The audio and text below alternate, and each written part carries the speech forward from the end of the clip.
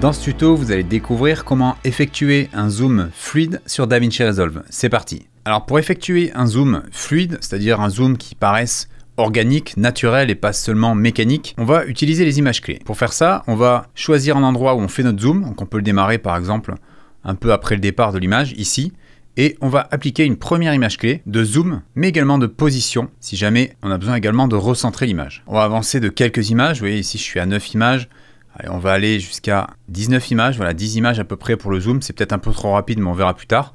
Et là je vais effectuer un déplacement de mon zoom. Donc ça sert à rien de trop zoomer, parce qu'après on va perdre trop de qualité dans l'image. Voilà, déjà si je vérifie, j'ai bien un zoom qui a été effectué. Alors maintenant ce qu'on va faire, c'est peaufiner un peu tout ça. Déjà vous voyez que si vous n'utilisez pas l'éditeur d'images clés, ça va être très compliqué de venir paramétrer tout ça. Donc vous allez venir cliquer sur Keyframes et à partir de là vous allez pouvoir éditer vos images clés. Donc si je regarde bien ici, on peut voir que j'ai mon zoom X et Y qui sont animés ici au niveau des images clés. Si je veux que mon zoom dure un peu plus longtemps, j'ai juste à décaler ça comme ceci.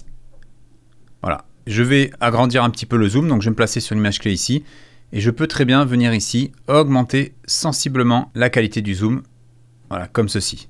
Je vais aussi me déplacer dans l'image pour cadrer un peu plus au niveau du bateau, qu'on voit en bas, voilà, comme ça. Et on peut regarder ce que ça donne. Voilà, donc là, on a notre zoom, vous voyez, qui est effectué en direction du bateau. Pour donner un aspect moins robotique, vous voyez que là, si je regarde le zoom, c'est un zoom vraiment qui a tout le temps la même vitesse du début à la fin, et c'est ça qui fait robotique et qui fait pas du tout fluide. Pour transformer un zoom classique en zoom fluide, on va utiliser les courbes d'images clés, et pour faire ça, vous allez venir sélectionner les deux images clés de zoom et passer en mode courbe. Vous allez ensuite dans Paramètres, Vidéo, et vous affichez uniquement le zoom XY.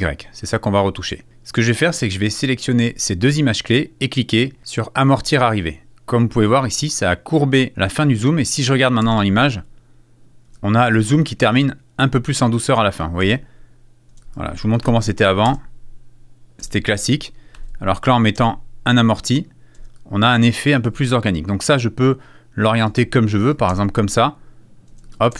Et on a plus l'impression que c'est quelqu'un qui fait un zoom avec une caméra plutôt qu'un zoom automatique fait sur un logiciel de montage. Alors vous pouvez également augmenter la vitesse du début. Si je clique sur le début ici, je peux faire amorti départ et là je peux venir changer ça pour augmenter la vitesse dès le départ, voilà, comme ceci par exemple. Vous voyez que là on a une vitesse rapide à l'entrée et à la fin ça ralentit un peu. Si vous trouvez que ça ralentit trop à la fin, vous pouvez orienter de cette manière pour avoir une droite un peu moins courbée. Pour donner encore plus de réalisme à ce zoom, il aurait fallu rajouter du flou de mouvement, mais ça, il aurait fallu passer par le panneau fusion. J'aborde ça dans d'autres vidéos de la chaîne ou dans ma formation. Voilà, vous savez à présent réaliser un zoom fluide sur DaVinci Resolve. J'espère que ce tuto vous a plu. On se retrouve très bientôt pour un prochain tuto. Et si vous souhaitez devenir un pro sur Premiere Pro, After Effects ou encore DaVinci Resolve, sachez que j'ai créé l'école des vidéastes, un organisme certifié Calliope qui propose des formations complètes, 100% en ligne, certifiantes et accessibles à tout niveau. Pour en savoir plus, cliquez sur le logo ou le lien dans la description.